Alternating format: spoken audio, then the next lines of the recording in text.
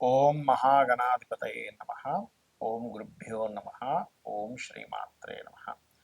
పరమేశ్వర స్వరూపమైనటువంటి జ్యోతిష, వాస్తు మరియు ఇతర అనేకమైనటువంటి శాస్త్రములను మనకు అందించినటువంటి మహర్షులకి నమస్కారం. హయగ్రీవ హయగ్రీవ హయగ్రీవేతియో వదేత్తస్స నిస్సరదేవాని జన్మకన్యా ప్రవాహవత్ అరుణాం కరుణాతరంగితాక్షీం ధృతపాశాంకుశపుష్పబాణచాపాం అనిమాదిభిరావృతాం మయూకైః అహమిత్యేవ విభావయే భవానీం. శ్రీమాత్రే నమః.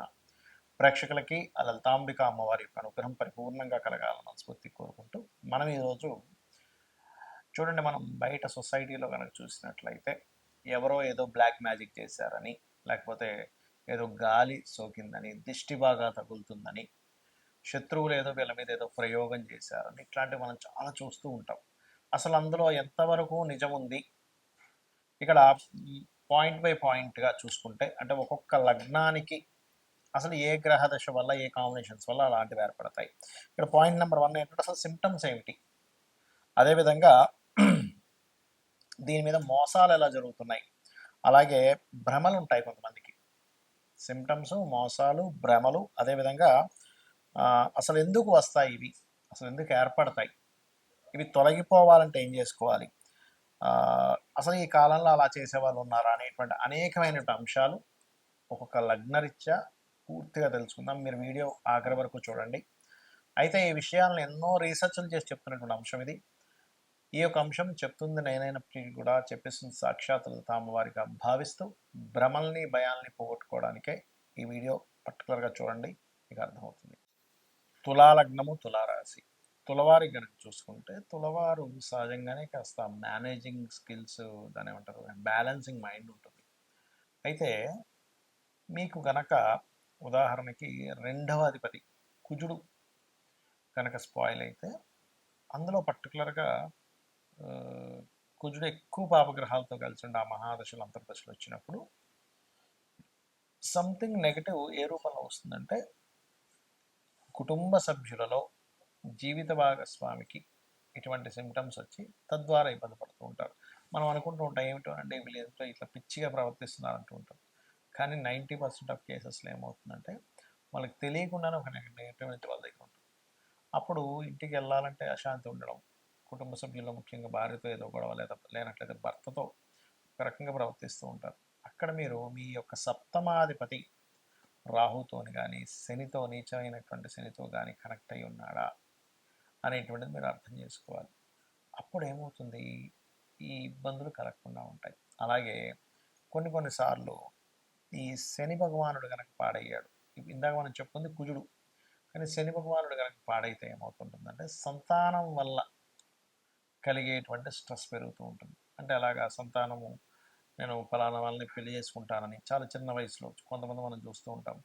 15 ఏటో, లేకపోతే 16 ఏటో, అంటే 10th క్లాస్, ఇంటర్, ఇంకా వాళ్ళకి మెచ్యూరిటీ లెవెల్స్ పూర్తిగా రాకముందే ఎవరినో ఇష్టపడడం, నేను వాళ్ళతో ఇది అవుతాను అనుకోవడం, ఇవన్నీ కూడా ఏంటంటే వాళ్ళ పర్సనల్ చార్ట్లో ప్రేమ వ్యవహారాలు నడిచే టైం ఒకటి నడుస్తూ ఉంటుంది. కొన్నిసార్లు తెలియకుండానే వాళ్ళు అలాంటి ఒక మాయలో ఉంటూ ఉంటారు. దానికి కూడా సమ్ టైమ్స్ మీ జన్మజాతకంలో పంచమాధిపతి శని పాడైన కూడా మహాదశలు నడవడం వల్లే. అప్పుడే దాని విషయంలో వివాహ సంబంధించిన విషయాలు కొంతమందికి తులాలగ్నం వారికి శని కుజుడు కనుక పరివర్తన జరిగిందనుకోండి, వీళ్ళు పెళ్లి చేసుకున్నప్పుడు కొంతవరకు ఘర్షణ, ఇష్టపడి చేసుకుంటుంటారు. కానీ వీళ్ళ సంతానం కూడా ఎవరైనా ఇష్టపడ్డప్పుడు అదొక ఘర్షణగా మారుతూ ఉంటుంది. అయితే ఇది ప్రేమ వ్యవహారాలు ఇవన్నీ ఒక ఎత్తు అయితే, కొన్ని అనాలోచితంగా కొన్ని పనులు జరుగుతూ ఉంటాయి. అప్పుడు కూడా శని పాడవుతాడు. అనాలోచితంగా జరిగేటువంటి ఒక్కొక్కసారి ఓన్లీ గ్రహస్థితి ద్వారా అయితే, కొన్నిసార్లు ఎక్స్టర్నల్ ఫోర్సెస్, అంటే ఏ గాలి లాంటిదో, లేనట్లయితే ఒక నెగటివ్ ఎనర్జీ మిమ్మల్ని పట్టుకున్నప్పుడు ఇట్లా జరుగుతుంటుంది. అయితే ఇలాంటి సమయంలో మీరు ఎక్కువగా మన్య సూక్త పారాయణము అంటారు. మీకు శని పాడయ్యాడంటే, కుజుడు పాడయ్యాడంటే, నా ప్రాబ్లం ఇది అన్నప్పుడు మన్య సూక్త పారాయణం చేసుకోండి ఇంట్లో. మన్య సూక్త పారాయణం వినండి. కనీసం రుద్రాభిషేకం ఏదైనా ఇంట్లో చేసుకోండి. లేదంటే నాకు ఆ రుద్రాభిషేకాలు అవన్నీ ఖర్చుతో కూడుకున్నటువంటివి, నేను అంత చేయలేను, నేను ఇంకేమైనా ఇంట్లో చేయగలనా శివలింగం మీద అని అనుకుంటే చక్కగా గంధం అరగబాగినటువంటి గంధం నీటితో అభిషేకం చేయండి. నూనెతో అభిషేకం చేసినా సరే దోషం పోతుంది. నూనె ఎర్రటి పుష్పాలతో చేస్తే కూడా దోషం పోతుంది శివుడికి.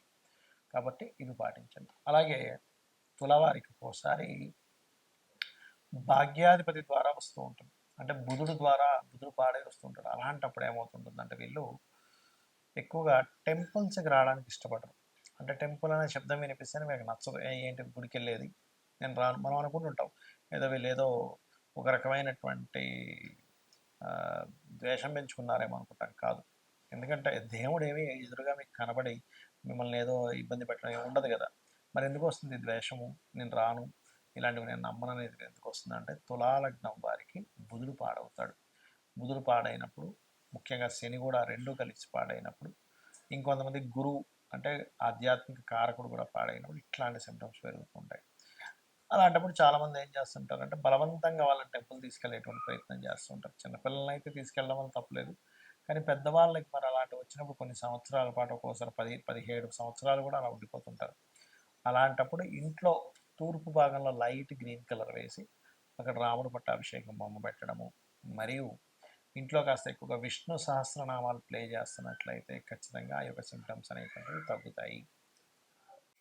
మనము పాయింట్ బై పాయింట్గా చూసుకుంటే అసలు సిమ్టమ్స్ ఏమిటి, ఈ గాలి దూరి తగిలిన వల్ల సిమ్టమ్స్ ఎలా ఉంటాయంటే నిద్రలో ఉలిక్కిపడి లేస్తుంటారు. గుర్తుపెట్టుకోండి, మన పైన ఏదో ఉంది అనేటువంటి ఫీలింగ్ కలుగుతుంటుంది.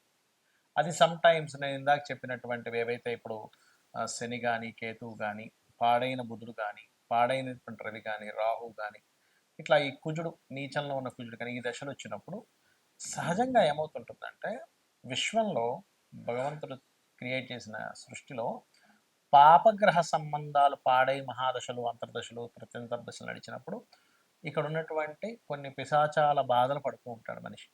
శుభగ్రహ సంబంధాలు వచ్చినప్పుడు కొన్ని దేవతా గణాల యొక్క మంచి ఫలితాలు పొందుతుంటాడు. ఇది మెయిన్ కారణం అక్కడ ఎందుకు అలా అవుతుంది అంటే. రైట్. అయితే సిమ్టమ్స్ మాత్రం చెడు కళలు రావడం, చెడు కళలకి గజేంద్ర మోక్షం చదువుకుంటే క్లియర్ అయిపోతుంది. కాకపోతే ఉలిక్కి పడడం, వెనక నుంచి ఎవరో ఇలా వెళ్ళిపోయినట్టు అనిపించడం, ఏదో పని చేసుకుంటే వెనక నుంచి ఏదో ఒక నల్లటి ఆకారం వెళ్ళిపోయిందండి అంటూ ఉంటారు. ఇవి కొంతమందికి భ్రమలు కూడా ఉంటాయి. అంటే ఏమిటి, ఏమీ లేకపోయినా భ్రమపడుతుంటారు. భ్రమ ఎవరు పడతారు, ఎందుకంటే మనం ఒక క్లారిటీకి రావాలి, నేను నిజంగా భ్రమ పడుతున్నానా అవుతుందా ఇది తెలుసుకోవాలి ముఖ్యంగా. ఎందుకంటే ఈ మీరు భ్రమపడుతున్న దాన్ని కొంతమంది సొసైటీలో మోసం చేస్తుంటారు కూడా. మీకు ఏదో వచ్చేసిందండి, మీరు ఇన్ని లక్షలు తీసుకురండి, ఇన్ని వేలు తీసుకురండి, ఫస్ట్ అక్కడ డబ్బులు పెట్టండి అని మిమ్మల్ని ఇబ్బంది పెట్టే వాళ్ళు ఉంటారు సొసైటీలో. ఇది బాగా గుర్తుపెట్టుకోండి. మరి ఏమండి, నాకు భ్రమ అవ్వచ్చు లేదా నిజంగా అవ్వచ్చు, ఏమిటి దీనికి పరిహారము అంటే కూడా చెప్తాను నేను మీకు. అలాగే మరొకటి ఏంటంటే ఇక్కడ భ్రమకి నిజంగా జరుగుతుందా అనడానికి ఏమిటి తేడా అంటే చెప్తా చూడండి.